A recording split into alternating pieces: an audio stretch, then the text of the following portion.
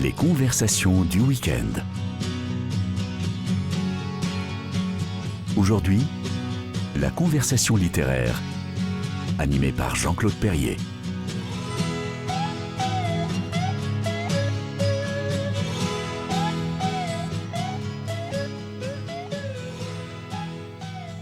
Bonjour à tous les éditeurs de KTO Radio. Il est encore temps de se dire bonne année. Donc, excellente année avec plein de découvertes, plein de belles lectures. Notre invité d'aujourd'hui, c'est Thibaut de Montaigu. Bonjour Thibaut, merci d'être venu nous parler à KTO.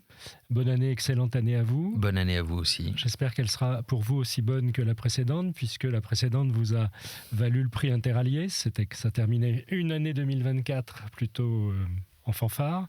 Donc on vous souhaite encore mieux si c'est possible en 2025. Écoutez, elle commence très bien ici déjà. C'est gentil.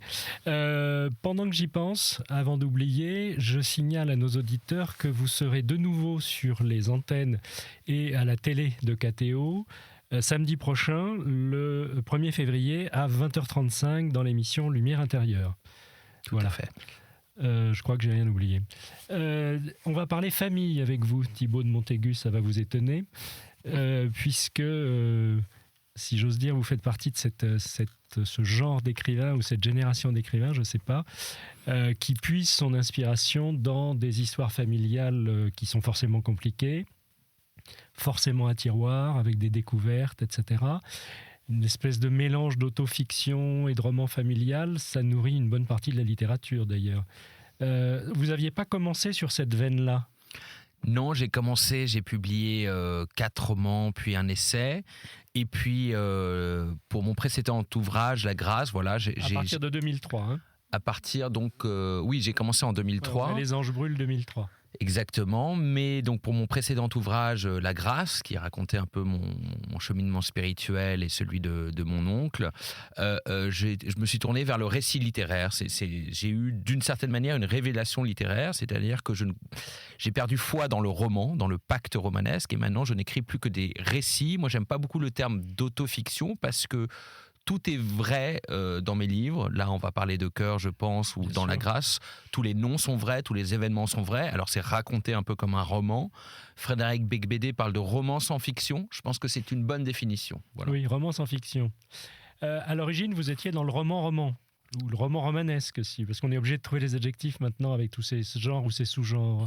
Vous étiez parti sur du roman romanesque. Du roman classique, je pense que tout écrivain français, quand il débute sa carrière, évidemment, il y a les figures tutélaires des grands écrivains du 19e siècle, donc on a un peu envie finalement de s'inscrire dans la tradition des Balzac, des Zola, voilà, même des Proust. Et je pense qu'aujourd'hui, au 21e siècle, il y a une grande tendance vers justement le récit. Une autre appellation qu'ont les Américains, c'est la narrative non-fiction. Donc c'est un peu du roman sans fiction. Mais l'idée que dans un monde qui est de plus en plus virtuel, où il y a de plus en plus de fake news, où en 2 clics on accède à n'importe quelle image, n'importe quelle information, finalement la force, la puissance de la littérature, c'est de raconter des histoires vraies, des histoires sincères, avec une voix qui finalement qui se confesse, ou en tout cas qui dit voilà ce que j'ai vu, ce que je sais et ce que je vais vous raconter. Et c'est quelque chose qu'on trouve de plus en plus fortement dans la littérature française. Je pense à Emmanuel Carrère ou les récits de voyage de Sylvain Tesson. On peut penser aux récits d'Édouard Louis ou d'Adi Ernaux. Je trouve que c'est quelque chose qui est de plus en plus prégnant dans la littérature française. Vous vous inscririez dans ce courant-là ? Complètement. D'accord. Ce qui n'est pas forcément évident par rapport à soi, je veux dire, par rapport au reste de sa vie. Parce qu'un écrivain qui se met à nu ou qui puise dans sa famille proche, ses sujets, son inspiration, etc., d'abord, on est dans l'intime, et ensuite, ça peut compliquer la vie personnelle de l'écrivain en question. Tout à fait. Vous connaissez la célèbre phrase de Philippe Roth qui dit un écrivain naît dans une famille et c'en est fini de cette famille. Il ne faut jamais avoir un écrivain dans sa famille. Exactement. Non, effectivement, c'est compliqué pour les proches, les intimes, etc. Et je peux tout à fait l'entendre. Après, moi, j'essaye d'écrire mes livres avec amour et bienveillance. Je ne suis pas dans le règlement de compte. Jamais. Oui, parce que souvent, j'allais y venir, effectivement, souvent, les primo-romanciers qui débutent on profite avec un premier livre pour se débarrasser d'un certain nombre de problèmes, de traumas, d'aventures, etc. C'est assez fréquent, ce n'était pas votre cas. Non, moi je trouve que la colère et le ressentiment sont un assez mauvais carburant littéraire en règle générale. Ce ne sont pas des livres qui m'intéressent énormément. Après, il ne s'agit pas de cacher la vérité, il ne s'agit pas de protéger les êtres uniquement. Mais enfin, j'essaye, en tout cas vis-à-vis de mes proches, de faire lire en amont et éventuellement de corriger certaines choses si vraiment ça les dérange. Voilà, donc ça c'est la règle que je me fixe. Après, il y a certaines personnes qui peuvent ne pas aimer le livre, qui peuvent être un peu froissées par certaines choses, mais en même temps, c'est comment dire, la vérité blesse toujours un peu aussi. Voilà, on peut pas, ce sont pas des hagiographies, ce sont pas des panégyriques, c'est de la littérature où j'essaie de me livrer en vérité, en sincérité, et c'est pour ça que je ne me ménage pas moi-même non plus. Oui, c'est vrai. Vous-même, vous avez tendance à noircir un peu le tableau. Vous faites de vous un portrait quand vous étiez jeune et moche, etc. etc. C'est assez drôle. Oui, mais c'est comme ça que je me suis vécu. Peut-être que de l'extérieur, on dit mais non, t'étais pas si moche. Mais voilà, quand je raconte ça, c'est vraiment, j'avais eu un accident de vélo à 10 ans. J'avais une horrible cicatrice sous le nez. Et les filles du premier rang, quand je me rendais au tableau, m'appelaient dans mon dos Timoche au lieu de Thibaut. Donc je me suis vécu comme Timoche jeune. C'est pas gentil. Hein. C'est pas gentil. C'est dur la jeunesse. C'est pas gentil. Oui, mais c'est de plus en plus. On le dit sur un ton badin, mais ça peut être très traumatisant. On voit des exemples tous les jours. Voilà, ça c'est sûr sur le harcèlement scolaire. J'ai pas été victime de harcèlement scolaire, mais en tout cas, j'ai vécu ce rejet, d'une partie des filles et tout ça de manière extrêmement. Et ça m'a permis de me construire. Et ça m'a peut-être, je me suis tourné vers la littérature, vers la musique, peut-être parce que justement, j'étais pas en confiance jeune et j'avais besoin de trouver d'autres amis imaginaires d'une certaine manière, ou le compagnonnage des écrivains qui a été très important dans ma jeunesse. C'est sans doute parce que j'étais solitaire et timide et un peu timoré que je me suis tourné vers la littérature. On peut toujours trouver des explications a posteriori. Une fois que quelque chose est installé, qu'une carrière est emmanchée, on peut toujours essayer d'expliquer. Tout à fait. Alors ça, c'est vrai que chaque vie, chacun vit sa vie et se fait le récit de sa propre vie. On l'organise, on est obligé de toujours se raconter des histoires, même sur nous-mêmes. Mais en tout cas, c'est comme ça que je me raconte mon histoire aujourd'hui. Il y a des constantes quand même. On retrouve quand même chez les écrivains un peu les mêmes réflexions sur eux-mêmes, sur le monde, sur leur travail, etc. Il y a des points communs, je dirais. Vous voulez dire qu'on est tous des clichés ambulants et qu'on se répète les uns les autres? Vous avez tous des familles épouvantables qui nourrissent l'imaginaire et l'invention. Oh, pas que. Moi, c'est pas que épouvantable. Enfin, épouvantable avec des guillemets. Non, parce que mon oncle dans La Grâce, c'est quand même une histoire sublime et c'est quand même un exemple, je trouve. Et c'était presque une vie de saint. Mon père, il avait des côtés sublimes aussi, quand même. Donc, même s'il y a des drames, même s'il y a des non-dits, même s'il y a des incompréhensions, j'essaye aussi de trouver la beauté, la splendeur chez ces êtres-là. C'est ce qui m'intéresse, c'est que la vie, c'est toujours quelque chose de nuancé, de moiré, de complexe. C'est ni blanc ni noir, et c'est pour ça que les portraits que j'essaie de faire, il y a aussi, c'est aussi des hommages d'une certaine manière. Vous étiez parti pour faire quoi dans la vie, à la base ? Alors, j'ai commencé dans le... Vous avez fait des études ? J'ai fait des études. J'ai toujours voulu être écrivain au fond de moi. D'accord. Mais effectivement, les écrivains, comme vous le savez, ont beaucoup de mal à gagner leur vie uniquement de leur plume. Donc, je dirais que 95% des écrivains exercent un autre métier à côté. Il y a même des journalistes. Et donc, c'est souvent... j'ai choisi le journalisme, la voie du journalisme, parce que je me suis dit... Ça correspond à l'écriture, je vais pouvoir vivre quand même de ma passion des mots, voilà. Et donc j'ai fait Sciences Po, le centre de formation des journalistes, et j'ai commencé à 24 ans, chez Libération. J'ai été journaliste pendant extrêmement longtemps. Maintenant j'écris un peu, toujours dans les journaux, mais je ne savais pas ça. C'est plus mon activité principale comme ça l'a été jusqu'au Covid, en fait, où je dirigeais un journal de voyage qui est mort avec le Covid, évidemment. Voilà. Et vous aimiez ça ? Ah, j'ai adoré ça et j'adore ça. Et j'ai toujours une passion pour la presse, même si c'est évidemment une industrie qui souffre beaucoup. Mais je suis né là-dedans et ça m'abreuve. Et d'ailleurs, je crois que beaucoup, disons, des techniques journalistiques où finalement irriguent ma littérature. Et si je mène des enquêtes dans mes livres, si j'interroge beaucoup de gens, je fais souvent 60-70 interviews pour chaque livre. Je fais beaucoup de recherches sur le terrain. Tout ça, ça me vient du journalisme. Oui, c'est une question de méthode. Ouais. Ça, on, c'est dit la phrase de... on dit souvent que c'est pas la même écriture. Alors, vous connaissez la phrase d'Oscar Wilde, la différence entre le journalisme et la littérature, c'est que le journalisme est illisible et la littérature n'est pas lue. Il est toujours très méchant, Oscar Toujours Wilde. très positif, Oscar Wilde. Oui. Non, c'est pas la même écriture dans le sens où effectivement la part justement de fiction de littérature permet de mettre de l'imagination, de mettre quelque chose qui nous tire ailleurs, de faire des digressions, de pas être uniquement sur les faits et raconter les choses de manière prosaïque. L'épaisseur de l'écriture littéraire est beaucoup plus vaste que l'écriture journalistique. Ceci dit, il y a des écritures journalistiques, moi, qui sont à la limite de la littérature, mais que j'adore. Je veux dire, Kessel ou Albert Londres. Vous parliez de Tesson tout à l'heure. Tesson. Il y a un côté très journalistique, très chose vue, très reportage. Très chose vue, très reportage, mais ils instillent dedans du style, de la réflexion, voilà. Et donc ça même Carrère, qui vient du journalisme, finalement, ça reste très très proche du journalisme, son style, et pourtant c'est de la littérature, c'est-à-dire que voilà, il y a un souffle du souffle, pardon, et une forme de oui, mais il peut mettre de la sociologie, de l'histoire, il peut mettre un peu de fiction, c'est-à-dire que c'est très intéressant, voilà, d'apporter à cette littérature du réel tous les éléments que donnent les autres disciplines, disons. Et une ouverture sur le monde.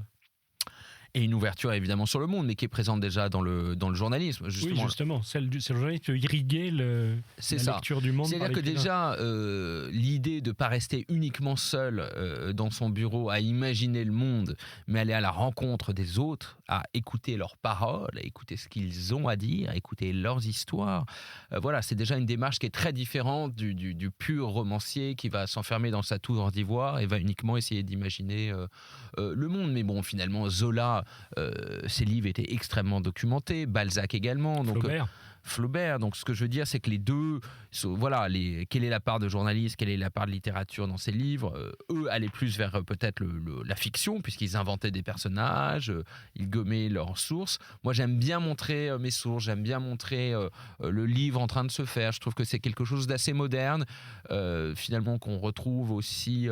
Moi, j'aime beaucoup aussi la presse anglo-saxonne, où le journaliste va dire « je », où il va se mettre en scène. Parce que on est plus près du récit. On est plus près du récit, et aussi l'observateur modifie la scène qu'il observe. C'est-à-dire que on n'est pas omniscient, c'est très difficile de dire qu'on est absolument objectif. Moi, c'est pour ça que j'utilise le jeu dans mes récits, c'est que c'est la vérité, mais ça demeure ma vérité. C'est-à-dire, ce sont les faits, mais c'est ma version des faits, la manière dont je les vois, la manière dont j'ai interrogé les gens. Et donc, il n'y a pas... Je ne me place pas d'un point de vue, si vous voulez, extérieur, omnipotent, qui dirait voilà la vérité avec un grand L. Non, pas du tout. Je pense qu'il y a autant d'histoires que de narrateurs, en fait. Et donc, c'est très important de dire d'où l'on se place, en fait, quand on écrit. Vous auriez pu tomber dans la littérature plus tôt, d'une certaine façon, puisque la partie de la famille sur laquelle vous n'avez pas encore écrite, on y reviendra peut-être tout à l'heure, est une partie proche de littérature, puisque vous êtes l'arrière-petit-fils de Gaston Gallimard quand même. Oui, bah écoutez, c'est aussi ça qui sans doute a fait naître ma vocation d'écrivain. J'ai grandi au milieu des livres. Je me souviens de la maison de campagne de mon grand-père où en fait il y avait tout un couloir avec toutes les folios, les premiers folios des années 70, mais du premier volume, je ne sais plus si c'était Camus ou Saint-Exupéry. Voilà, jusqu'il y en avait, je ne sais pas, 1000 ou 2000, c'était incroyable. Et donc j'ai passé des week-ends et des vacances dans ce couloir, à les lire presque dans l'ordre, à cette époque justement où j'étais peut-être un peu mal dans ma peau, un peu solitaire. Et ça, voilà, c'est-à-dire que les écrivains, vous savez, c'est dans l'attrape-cœur de Salinger où il dit finalement qu'est-ce que c'est un bon écrivain ou un bon livre.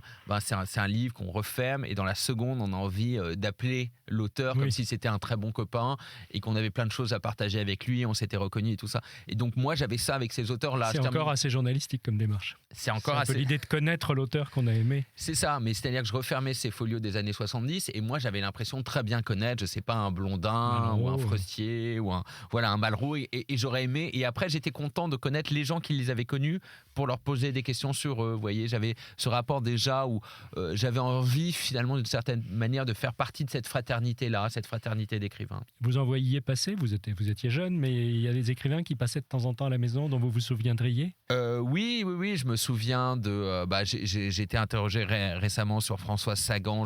J'ai des souvenirs de Françoise Sagan, un épisode qui était assez amusant parce que je voulais être écrivain et donc...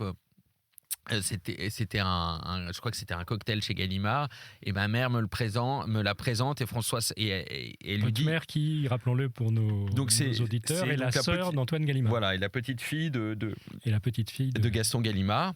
Et donc elle lui dit mais Françoise, est-ce que tu aurais pas quelque chose à dire à Thibaut? Qu'est-ce qu'on fait pour devenir écrivain et tout ça? Et je vois Françoise Sagan là. Ah, la question qui tue, ça. Oui. Non, et elle se baisse vers moi et je me dis je vais avoir le secret de l'écriture de Françoise Sagan, je vais savoir comment faire pour devenir écrivain. Enfin, ça va être merveilleux. Et elle se penche vers moi, elle ouvre la bouche et c'est horrible, mais j'avais 5 ans, le seul souvenir que j'ai, c'est cette odeur d'alcool et de cigarette tellement forte. Donc, je n'ai pas entendu ce qu'elle a dit, mais je me suis souvenu que pour devenir écrivain, il fallait fumer beaucoup de cigarettes et boire beaucoup d'alcool. Oui, en plus, elle zozotait un peu, donc ça devait être inaudible. Donc, j'ai appliqué cette méthode des cigarettes et de l'alcool pendant très longtemps dans l'écriture, à cause de François Sagan. Voilà, c'est un joli souvenir en tout cas. Oui, voilà.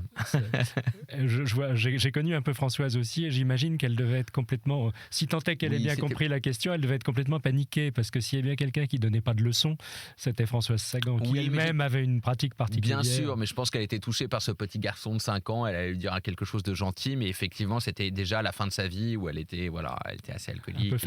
Un peu fatiguée.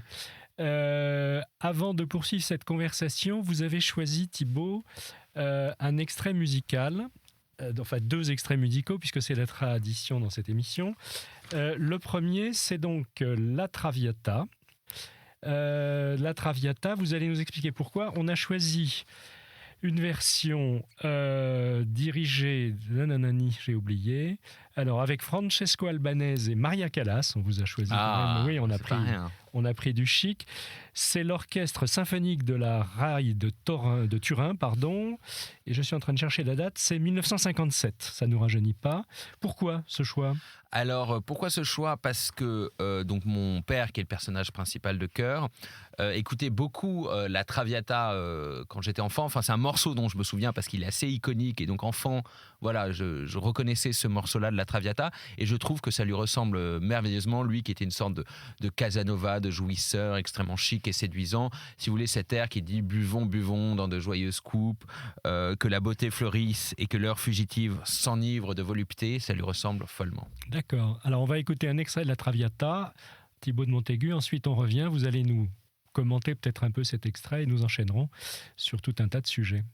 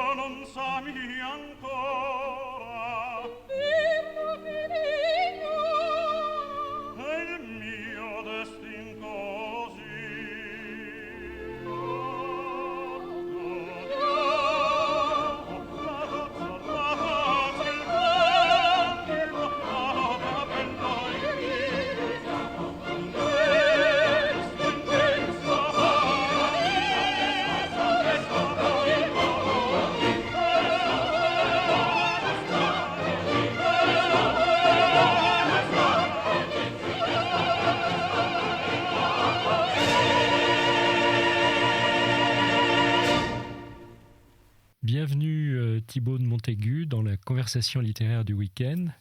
Deuxième séquence. On vient d'écouter un extrait de la Traviata de Verdi, donc interprétée par Maria Callas en 1957, et vous nous disiez, avant qu'on l'écoute, que c'était un des morceaux favoris de votre père et que ça lui convenait bien. En quel sens ? Bah écoutez, cette air déjà de valse joyeuse comme ça, avec évidemment la langue italienne qui rajoute beaucoup. C'est au début de la Traviata, c'est une fête en plus, donc il y a Alfredo, il y a Violetta, mais il y a le chœur, voilà.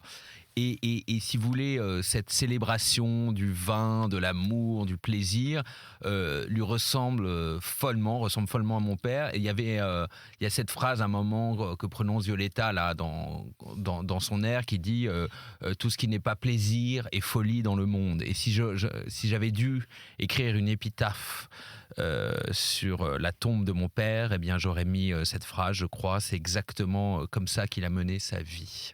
C'est plutôt beau. C'est plutôt beau, c'est à la fois merveilleux parce que c'était un homme de plaisir, de camaraderie, qui a eu beaucoup d'amour comme ça, et en même temps la recherche permanente du plaisir peut blesser les autres puisque on pense d'abord à son plaisir et pas forcément on va y venir. Et puis effectivement, j'allais dire il était invivable, c'est pas très gentil, mais il y a un peu de ça quand même. Apparemment il a beaucoup fait souffrir l'entourage. Oui, c'est comme tous les jouisseurs, comme tous les Casanova, c'est-à-dire que voilà, il allait de femme en femme, donc il laissait derrière lui des femmes à éplorer. Quelquefois, c'était un père qui était absent par moment. Je pense qu'il a blessé des gens, mais c'était pas par méchanceté, c'était pas par méchanceté, c'était encore une fois parce que voilà, c'était un hédoniste. C'est pour ça que j'ai choisi cet air de la Traviata, c'est que je crois que voilà, il vivait sa vie comme cette fête au début de la Traviata. Alors avant qu'on parle de votre père, puisque c'est lui, votre père et la dynastie masculine chez les Montaigu qui sont les héros de votre dernier roman, je voudrais qu'on parle de cet oncle extraordinaire qui était l'objet du précédent livre, celui-là. C'est extraordinaire dans une famille d'avoir un personnage comme ça. Oui, surtout que j'ai découvert son destin très tardivement. J'étais pas du tout proche de lui, et c'est à sa messe d'enterrement en fait, quand ses frères étaient en train de préparer un discours, que j'ai toujours connu comme frère franciscain. Voilà, mais je me sentais encore une fois pas du tout proche de lui, et j'ai découvert au moment à son décès qu'en fait il avait eu une révélation spirituelle. Il avait connu son chemin de Damas à 37 ans, exactement comme moi, et surtout que jusqu'à 37 ans, il avait vécu une vie en opposition totale à la foi. C'était une sorte de dandy aussi. Alors torturé, lui, il n'était pas comme mon père. C'était un jouisseur, mais comment dire, plus compliqué, plus torturé dans sa vie. Il était mal dans sa peau. Il était homosexuel à une époque où il était très difficile d'avouer son homosexualité, et donc du coup il était obligé de la cacher. Il a vécu des expériences extrêmement extrêmes, que ça soit dans la nuit ou dans sa sexualité.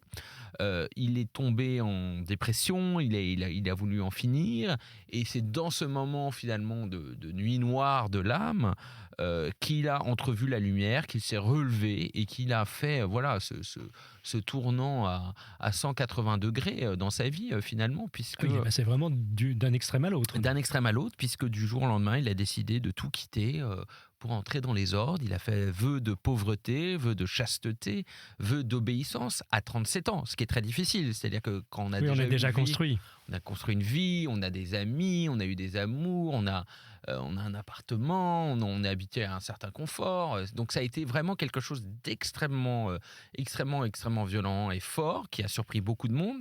Et ensuite, il a mené sa carrière chez les franciscains avec la même radicalité et avec aussi cette foi absolument fervente qu'ont les nouveaux convertis, c'est toujours quelque chose, une foi prête à soulever des montagnes. Il s'est heurté à de nombreux obstacles, il s'est heurté à des obstacles notamment au sein de sa propre hiérarchie ecclésiastique, et donc c'est une sorte de vie de saint que j'ai voulu raconter, une vie qui ressemble beaucoup à celle de Saint François.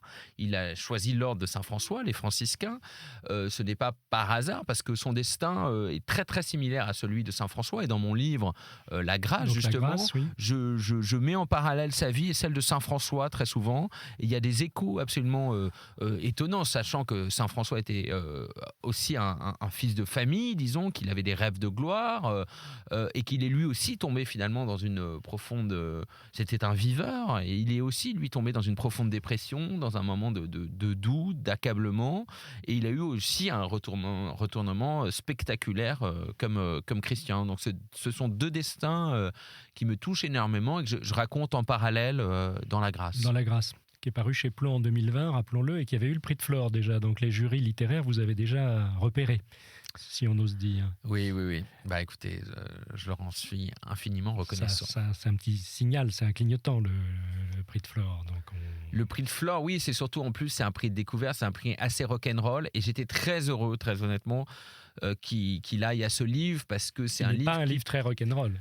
Il y a des passages un peu rock'n'roll, disons, dans la vie de Christian avant sa conversion, mais c'est-à-dire c'est quand même un livre de conversion et de foi à une époque où le christianisme pourrait passer dans certains milieux médiatico-littéraires pour quelque chose d'un peu dépassé, un peu ringard, entre guillemets, enfin, pas vraiment d'actualité. J'étais heureux qu'un jury aussi prestigieux et aussi pointu et aussi d'avant-garde se tourne vers un livre comme La Grâce. Ça, c'est vraiment ça qui m'a touché énormément. Du point de vue de la méthode littéraire, c'est pour ça qu'on en parle aussi abondamment de La Grâce avant de parler de Cœur. C'est un peu la même méthode en fait. Vous vous intéressez à un personnage de votre famille. Alors évidemment, votre père, vous l'avez bien connu, moins cet oncle Christian, mais vous arrivez après. C'est la mort qui déclenche le processus, ou l'envie, ou les deux. Oui, tout à fait. Je m'y attendais pas du tout sur La Grâce, puisqu'au début, je travaillais sur l'affaire Dupont de Ligonnès. Oui, rien à voir. C'est d'ailleurs en allant dans un monastère dans le Vaucluse où je recherchais que j'ai eu moi-même une épiphanie, une révélation. Et donc, en effet, c'est en découvrant la vie de Christian que j'ai voulu la reconstruire. Et alors, je pense que si Christian avait été vivant et j'avais dû écrire sa vie, je ne pense pas que... En fait, Christian aurait voulu l'écrire à ma place d'une certaine manière. Quand on interroge quelqu'un qui est vivant, il va se protéger, il va garder ses secrets, il va dire ce qu'il veut dire. C'est comme... Et donc là, ce qui était très intéressant, c'est que finalement... Là, comme je n'avais pas Christian face à moi, j'ai dû aller interviewer tous les gens qui l'ont connu à travers les âges. Et j'ai interviewé quasiment plus de 80 personnes. Et ça allait de ses cousins qui l'ont connu dans l'enfance, ses frères et sœurs, évidemment, ses compagnons de collège, ses camarades de collège. J'ai connu ensuite les gens qui l'ont vu à l'époque où il sortait, il allait en nightclub, etc. J'ai connu ensuite les gens qui l'ont connu triste et déprimé. J'ai connu ses paroissiens, j'ai connu ses frères franciscains.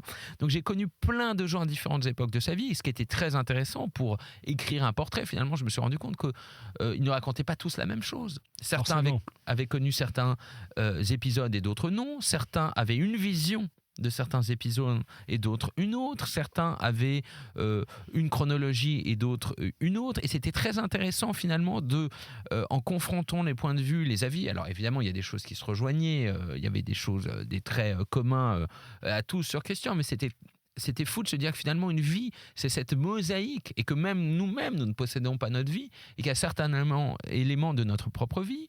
Il faut mieux interroger d'autres personnes pour comprendre vraiment ce qui s'est passé à cette époque pour nous parce que même nous-mêmes, dans nos souvenirs, on va oblitérer certains souvenirs, on va en magnifier d'autres, on va se raconter ces souvenirs d'une autre manière. C'est ce que racontent les policiers quand ils mènent une enquête et quand on les interroge. Je suis un peu policier. Vous avez un côté policier, absolument. On a tous un côté, les journalistes, les enquêteurs ont tous un côté un peu enquêteur de police, parce que la même scène décrite par donc la même personne décrite par plusieurs témoins, ça peut être radicalement différent. Ça peut être radicalement différent. Il y a des choses qui se rejoignent. Là, on sait qu'on est dans le juste, qu'on est dans le vrai.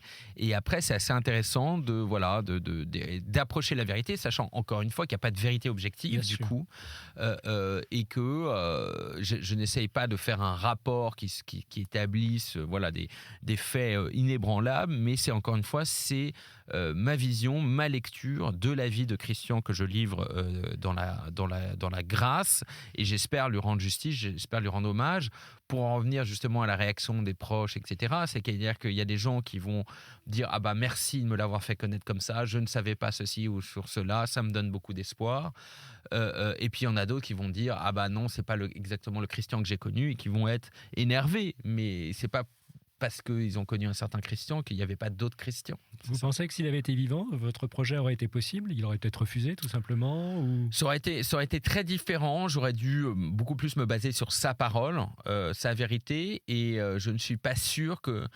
c'est-à-dire que finalement, toutes les vies de saints, parce que d'une certaine manière, c'est une vie de saint, même si c'est une vie de saint très contemporaine, très moderne, qui n'est pas hagiographique, encore une fois, mais toutes les vies de saints, elles sont écrites de manière posthume, et donc c'est beaucoup plus intéressant d'avoir ce recul, cette vision de la petite enfance jusqu'à ces derniers moments. Et donc ça aurait été forcément très différent, parce que déjà je n'aurais pas eu la fin de vie, et je trouve que souvent la fin de vie, quand on ne meurt pas d'une mort brutale, il y a quelque chose sur la vérité des gens qui se révèle dans ces moments-là de très fort. Et c'est ce que j'ai vécu aussi avec mon père, que j'ai accompagné jusqu'à la fin de sa vie, dans ses derniers jours. Et je raconte ces 2-3 dernières années d'encore, de vie.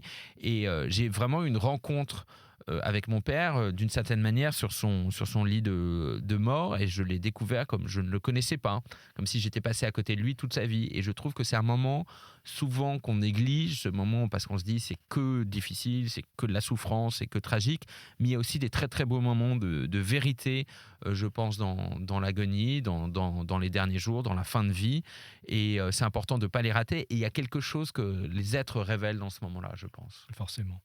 Alors, ce qu'il y a d'amusant, si j'ose dire, dans Cœur, c'est qu'en fait, vous n'étiez pas parti pour parler de votre père ou pour écrire sur votre père.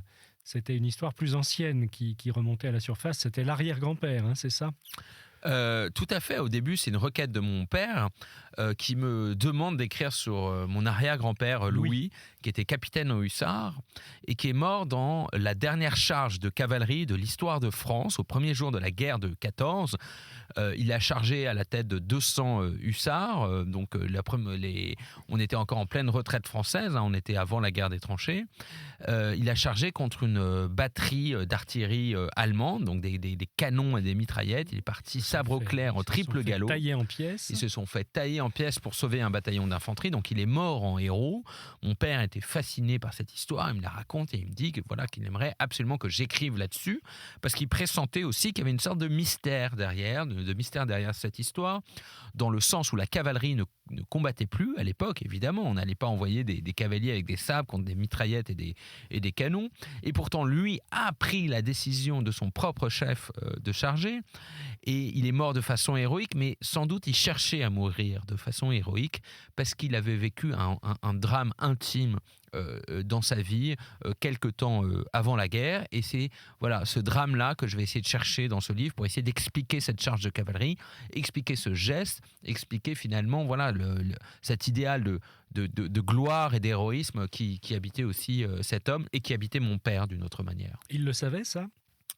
L'histoire de son grand-père à lui, il la connaissait, ou vous avez tout redécouvert et vous lui avez fait redécouvrir? Alors il connaissait certains éléments, c'est lui qui m'a demandé d'écrire dessus, il m'a envoyé certains documents sur la charge que ses frères avaient trouvés, donc on avait certains documents sur cette charge de cavalerie, mais le fin mot de l'histoire, on l'a découvert finalement ensemble, ce qui s'est passé dans sa vie avant cette charge, et pourquoi finalement parce qu'il avait quitté l'armée en 1911, j'ai découvert, du jour au lendemain il demande un congé sans solde et il la réintègre en catastrophe quelques semaines avant le conflit de 14, donc pendant 3 ans il disparaît des registres de l'armée. Je parle de mon arrière-grand-père Louis. Oui. Et ce qui est étonnant et que j'ai trouvé aux archives de Vincennes, c'est que ses supérieurs le décrivaient avant son congé comme un officier émérite, un brillant cavalier qui était promis un avenir radieux.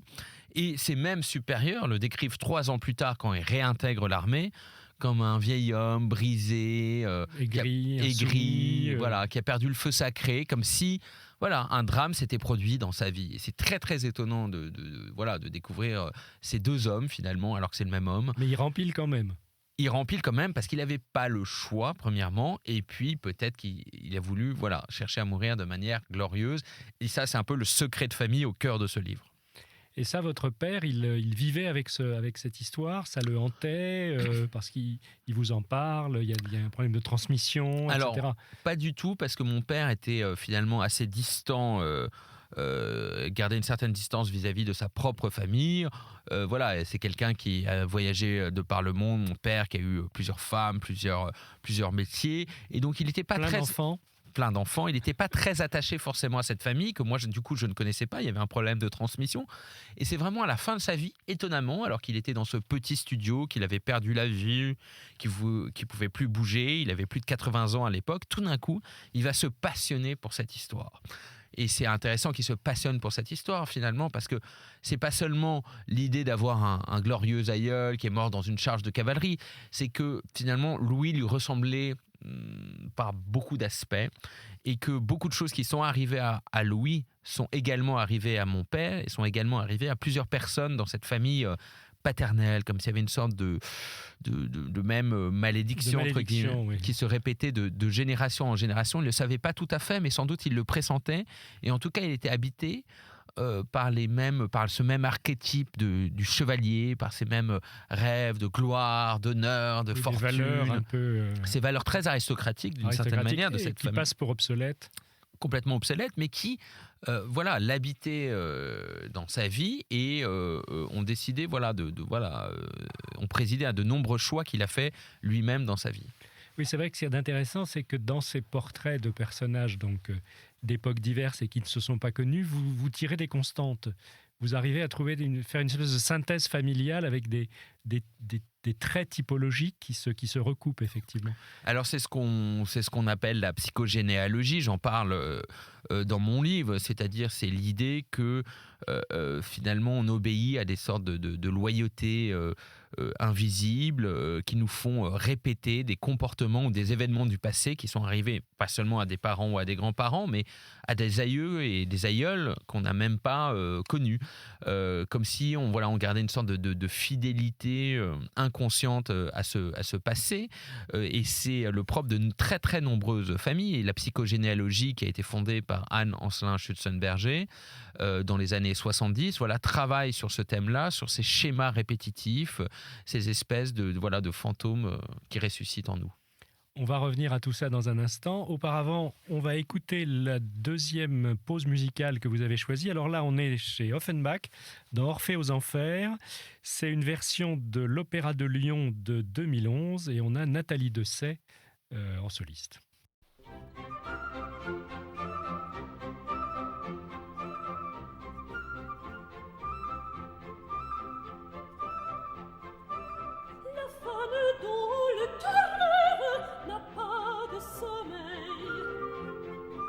Chaque jour elle se lève avec le soleil.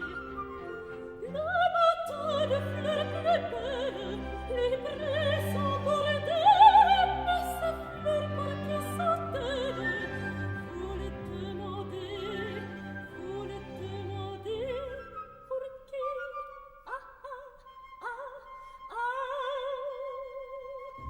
Dites rien à mon mari, car c'est pour le père Joli qui loge ici,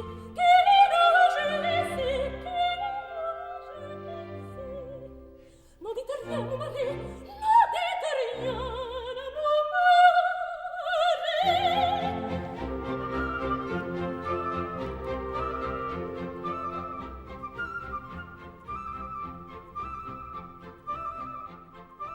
Chaque jour ainsi j'apporte au berger galant de beaux bleus qu'à sa porte j'accroche en tremblant.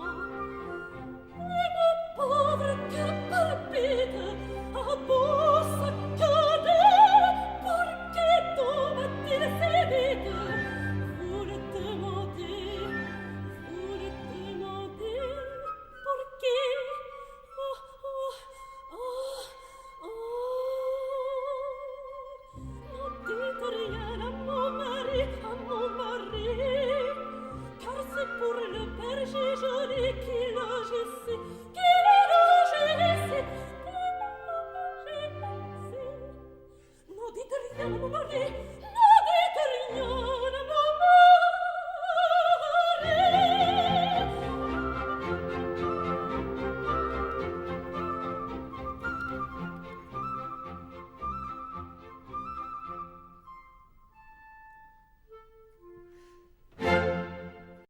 Retour dans les conversations littéraires avec vous, Thibaut de Montaigu.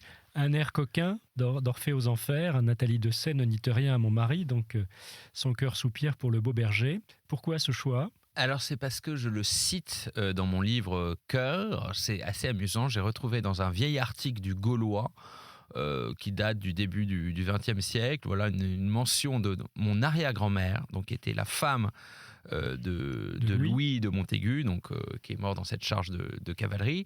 Donc Marie, qui chante cet air à une matinée chez la générale Bataille.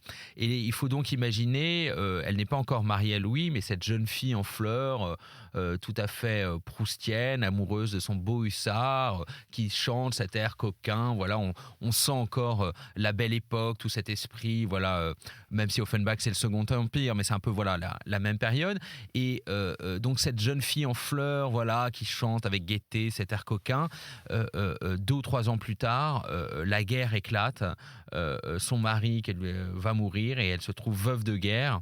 Avec des enfants en bas âge et elle va devoir se débrouiller seule pour survivre. C'est un personnage qui est très présent, très important dans le livre. Dans le livre et comme de nombreuses femmes durant la Première Guerre mondiale, elle-même va se montrer une vraie héroïne parce que elle va devoir prendre la place des hommes qui sont morts au combat ou qui sont encore au front. Et c'est vraiment, disons, cette rupture entre 2 époques aussi dont je parle dans mon livre. C'est-à-dire que toute cette période encore, voilà, de la belle époque, une certaine gaieté française, tout d'un coup, qui est balayée par ce conflit absolument tragique. 1,5 million de morts en France, voilà, cette première grande guerre industrielle. Et Louis, finalement, qui représente ce vieux monde, puisqu'il va charger avec ses hussards et son sabre, il représente ce monde de la chevalerie. Il est encore habité par les charges napoléoniennes. Vous savez, il y avait ce général napoléonien qui était au hussard, d'ailleurs, le général Lassalle, qui avait cette phrase terrible qui disait tout hussard qui n'est pas mort à 30 ans est un Jean Foutre. Donc il était habité par ce rêve d'offensive, à la française, de front. C'était déjà fini. C'était déjà fini, il appartenait au vieux monde. Et donc c'est ces chevaliers qui viennent mourir contre le XXe siècle, contre la nouvelle ère des machines, de la guerre industrielle qui va ravager la France, qui va ravager des familles. Et c'est cette bascule entre 2 mondes, voilà, que symbolise d'une certaine manière ce morceau-là. Mais ça a été très dur pour Marie, mais ça a été très dur pour son fils aussi. Il y a un épisode, moi, qui m'avait frappé, qui est la pression terrible qu'elle a fait reposer sur les épaules du gamin. Oui, il y a un document absolument merveilleux. Lequel était le père de votre père ? Voilà, donc mon grand-père, Hubert. Donc Hubert a 10 ans quand son père meurt à la guerre. Et j'ai retrouvé un document absolument fabuleux que je reproduis dans mon livre, Cœur d'ailleurs, qui est une leçon de français qui était dans un manuel destiné aux petits Américains pour apprendre la langue française. Un manuel édité en 1920 qui était conservé dans la bibliothèque de Harvard, donc que j'ai retrouvé. Et cette leçon de français, en fait, retrace la remise de la croix de guerre à mon grand-père Hubert, qui a 10 ans, en lieu et place de son père qui vient de mourir au combat. Et c'est une scène absolument bouleversante parce qu'il y a il y a même une illustration que je mets dans le livre, il y a ce petit garçon de 10 ans qui se retrouve dans cette cour au milieu des rescapés des tranchées, des gueules cassées, avec ce commandant qui arrive et qui lui épingle la croix de guerre à la place de son c'est père. même pas sur un coussin, on lui met carrément. On lui met carrément. C'était quelque chose de tout à fait exceptionnel et c'est Marie qui a demandé à ce que la croix de guerre lui soit remise. Jamais une croix de guerre a été remise à un enfant. Et le commandant lui remet la croix de guerre et lui dit il faut vous montrer digne de votre père, faut prendre sa place. Et le pauvre, mon grand-père, évidemment, fond en larmes à ce moment-là parce que son père, il se rend compte que son père est mort et qu'il ne pourra jamais aller marcher dans les pas de son père, que son père est un mythe finalement, un héros. Et c'est une scène qui m'a bouleversé et qui m'a vraiment donné envie d'écrire ce livre. et de raconter l'histoire voilà, de cette famille. Vous l'avez connu, le grand-père, vous ? Oui, je l'ai connu. Ce qui était très étonnant, c'est que finalement, il ne parlait jamais de son père mort en héros en 14, à tel point que ses enfants, dont mon père, quand mon grand-père est mort, ils ont trouvé le pantalon des hussards dont une jambe était arrachée, parce qu'en fait, il a eu la jambe arrachée par un obus dans cette charge de cavalerie. Il est mort dans un hôpital de campagne après une agonie terrible 24 heures plus tard. Et ben, ce pantalon-là a été conservé au Pieusement grenier. par Marie. Il était conservé au grenier, complètement oublié, conservé par Marie, ensuite conservé par mon grand-père. Mais mon grand-père n'en parlait jamais. Il ne parlait jamais de Louis. Il ne parlait jamais du fait que son père était mort en héros. Donc c'est vraiment une histoire qu'on a redécouvert à la génération suivante. Il a dû être écrasé quand même par cette histoire. Je pense que perdre son père à 10 ans dans une charge de cavalerie, surtout qu'il devait pressentir que son père avait cherché à mourir en héros et que quelque chose s'était passé, donc que son père, d'une certaine manière, l'avait abandonné aussi. Et donc, il n'en parlait jamais, il était extrêmement taiseux, extrêmement pieux, mais évidemment, il a dû se sentir écrasé par cette histoire. Et donc, c'est souvent, vous voyez, ces non-dits, ces histoires qui ne sont pas racontées dans les familles, qui sautent une génération ou deux, c'est très important finalement de mettre des mots dessus, de les redécouvrir, parce qu'elles expliquent beaucoup du présent, elles expliquent beaucoup de qui on est. Et cette histoire, en fait, ce rêve de gloire et de chevalerie, en fait, habitait mon père sans qu'il s'en rende compte vraiment. Et c'est ça qui est très intéressant. Et du coup, il a pu suivre vos recherches quasiment jusqu'à la fin. Il a appris ces secrets que vous avez vous-même découverts ou pas ? Oui, c'est ce que je raconte dans le livre. Donc mon père m'a vraiment accompagné dans l'enquête. Il est décédé vers la fin, mais j'ai pu lui raconter à la fin ce secret de famille. Mais ce qui était très beau dans l'enquête, c'est que en fait, mon père était malade du cœur, d'où le titre du livre en partie. Et en fait, ce qui était beau, c'est que plus je racontais mon enquête, plus j'avais l'impression de lui redonner des couleurs, comme si mon livre et son cœur étaient liés. Et tant que j'écrirais ce livre, son cœur continuerait à battre. Donc je me sentais on voit l'appareil chirurgical qui pulse. Exactement, mais je me sentais un peu, pendant tout le livre, c'est ce que j'essaye de faire sentir dans l'écriture de cœur, je me sentais un peu comme Scheherazade, la narratrice des Mille et une nuits, qui chaque nuit va raconter une nouvelle histoire au sultan pour retarder le moment, l'échéance de sa mort, de son exécution qui est prévue à l'aube. Et c'est un peu de cette manière que j'écris cœur, comme si la littérature avait le pouvoir de conjurer la mort. Et vous emmêlez les histoires, celle de l'arrière-grand-père et celle du père, avec cette espèce de... Vous parliez tout à l'heure de psychogénéalogie, c'est tout à fait passionnant. Alors il y a un symbole chez vous, c'est la chevalière.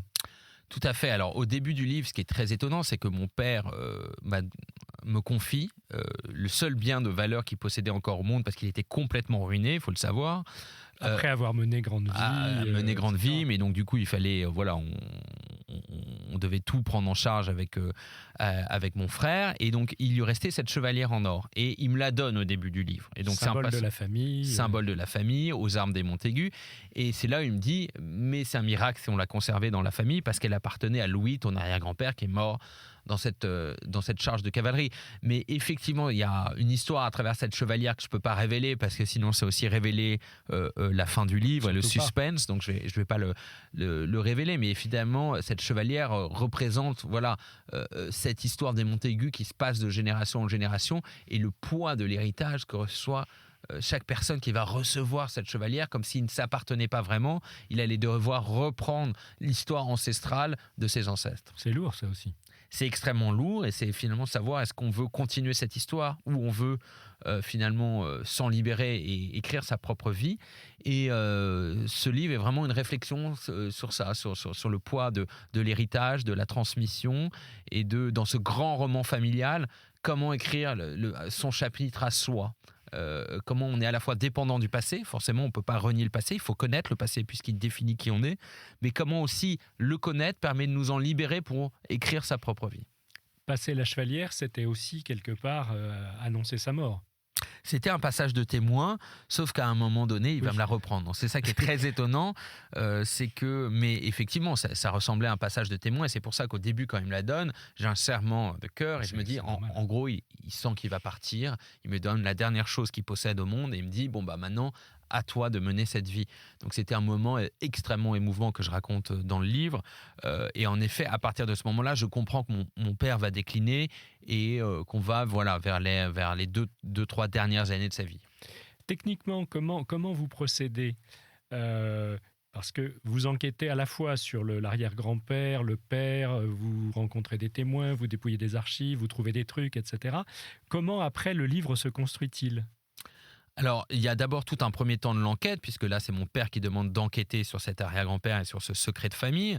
Donc là, je vais mener beaucoup d'entretiens, je voyage, etc. Je prends des notes. Mon plan commence à se faire. Mais là, ce qui était intéressant dans ce livre, c'est que je commence à faire ce plan, je commence à écrire, mais c'était vraiment un livre au début sur mon arrière-grand-père, cette charge de cavalerie et le mystère qui se cachait derrière.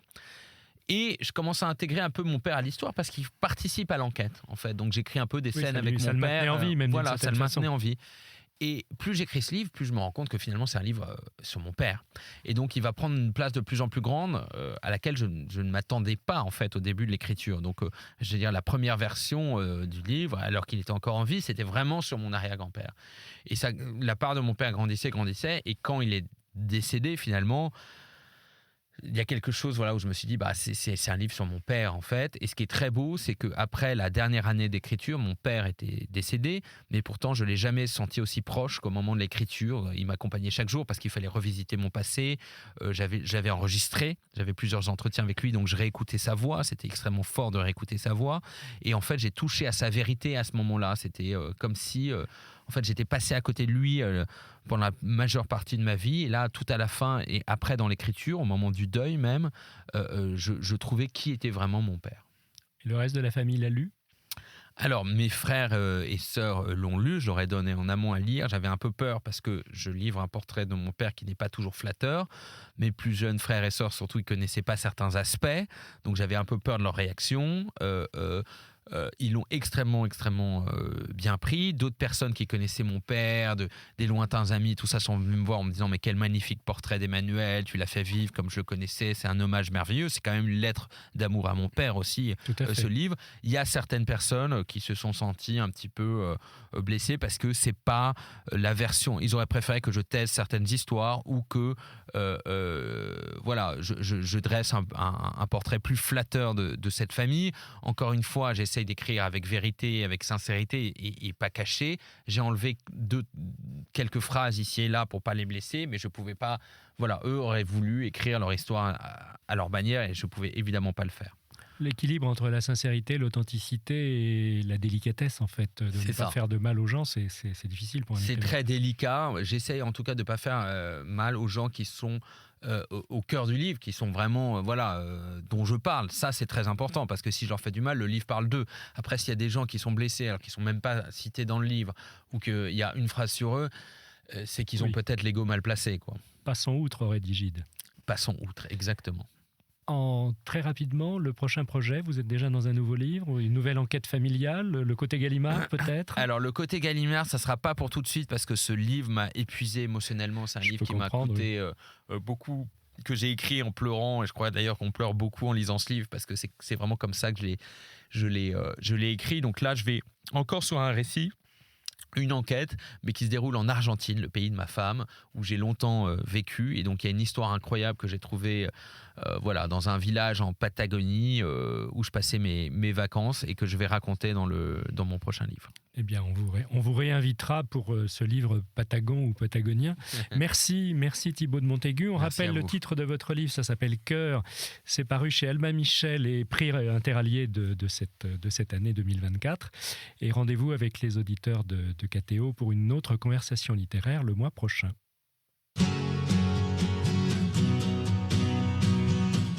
Les conversations du week-end. Aujourd'hui, la conversation littéraire, animée par Jean-Claude Perrier.